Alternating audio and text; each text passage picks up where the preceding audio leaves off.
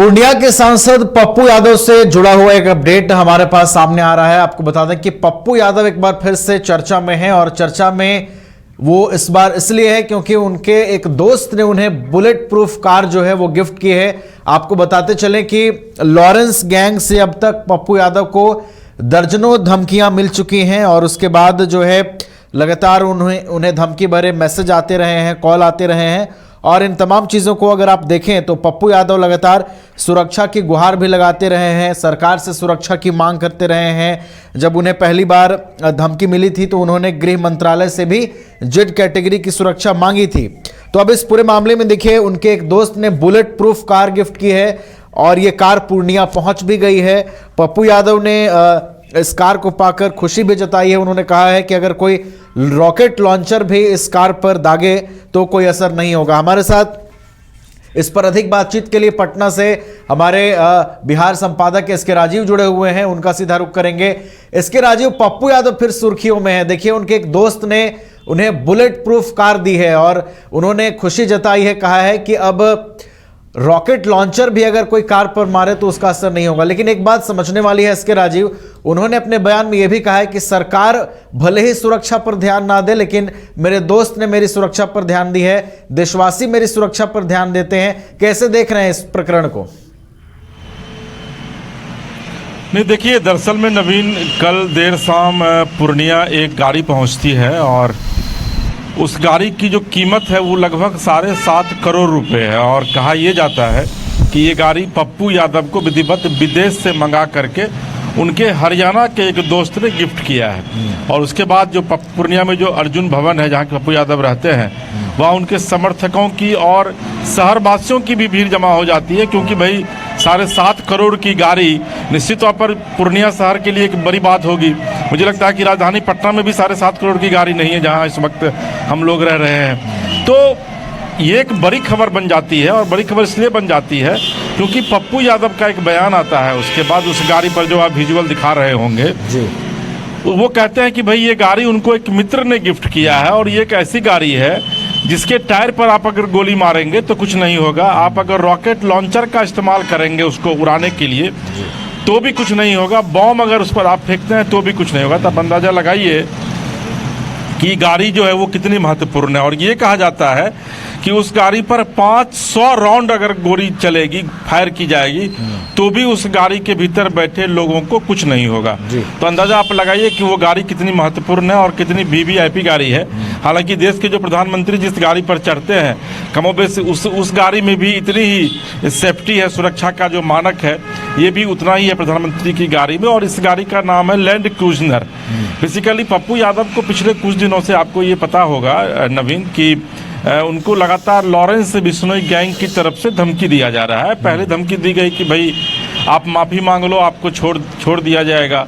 फिर उसके बाद विधिवत वीडियो कॉल करके उनसे बात किया गया, फिर ऑडियो रिकॉर्डिंग भेजा गया उनको और एक वीडियो उसमें भेजा जाता है पप्पू यादव के व्हाट्सएप पर, जिस वीडियो में दिखाया जाता है कि एक गाड़ी जा रही है और अचानक वो गाड़ी ब्लास्ट कर जाती है, उस गाड़ी को उड़ा दिया जाता है। तो कहा गया कि भाई आपकी मौत जो है वो ऐसे ही होगी और इसी तरीके से पप्पू यादव तुमको हम लोग मारेंगे अगर तुम माफ़ी नहीं मांगते हो। हालांकि पुलिस इस पूरे मामले को लेकर के अपना जो इन्वेस्टिगेशन का काम है पुलिस का वो पुलिस कर रही है, लेकिन पप्पू यादव निश्चित तौर पर काफ़ी दहशत में आ जाते हैं। और आपको यह भी याद होगा कि लगभग 30 तारीख को, मुझे जहाँ तक याद है कि दीपावली के दिन या दीपावली से शायद एक दिन पहले रंजिता रंजन जो उनकी पत्नी है उनका एक बयान आता है, प्रेस कॉन्फ्रेंस करती हैं वो दिल्ली में और वो कहती है कि भाई पप्पू यादव से उनके और उनके बच्चों का यानी कि उनके और उनके बेटे बेटी का संबंध जो है वो 2 साल पहले ही खत्म हो चुका है, 2 साल पहले ही संबंध उनसे उनका टूट चुका है। इसको भी इसी कड़ी से जोड़कर देखा जा रहा है क्योंकि लॉरेंस बिश्नोई आज की तारीख में नेशनल नहीं बल्कि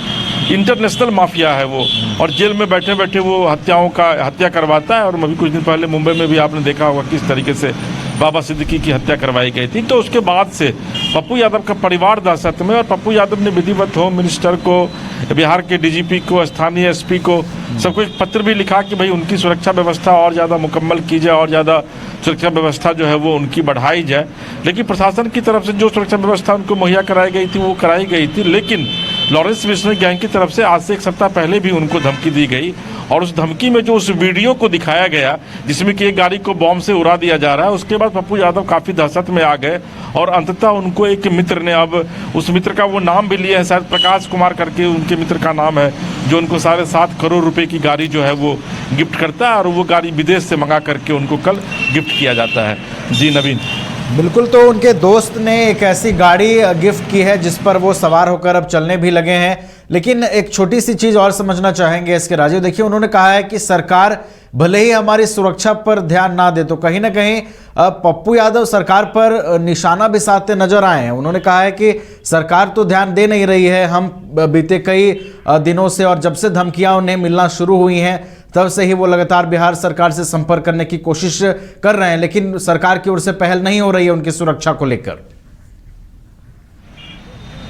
नहीं, मुझे लगता है नवीन की थोड़ी सी इसमें संशोधन करने की आवश्यकता है, क्योंकि पप्पू यादव की सिक्योरिटी जो पहले उनके साथ जो सिक्योरिटी हुआ करती थी वो Y+ कैटेगरी की सुरक्षा उनको मिली हुई थी और उसमें CRPF के जवान जो हैं वो साथ रहा करते थे। इस धमकी के बाद उनकी सुरक्षा में बढ़ोतरी की गई है, लेकिन वो चूंकि होम मिनिस्ट्री से मांग कर रहे हैं कि उनको Z+ की सुरक्षा दी जाए। और ये आपको पता है कि Z+ सुरक्षा जो है वो बहुत ही सिलेक्टेड लोगों को दिया जाता है और Z+ सुरक्षा में ही आपको देश के गृह मंत्री अमित शाह हैं, वो है, राजनाथ सिंह हैं, योगी आदित्यनाथ हैं, बिहार में चिराग पासवान को Z+ सुरक्षा मिली हुई है, नीतीश कुमार को Z+ सुरक्षा नहीं मिली हुई है। तो वो कुछ खास लोगों को ही Z+ सुरक्षा जो दी जाती है और उसके लिए विधिवत गृह मंत्रालय की अपनी एक कमेटी है जो कमेटी पूरे मामले की जांच करती है और उसके बाद जो है वो जा करके फिर सुरक्षा मुहैया कराती है। तो पप्पू यादव को Z+ सुरक्षा की पप्पू यादव मांग कर रहे हैं जो उनको नहीं दी गई है। और आपको ये पता है कि Z+ सुरक्षा जो दी जाती है उसमें 28 जवान जो है वो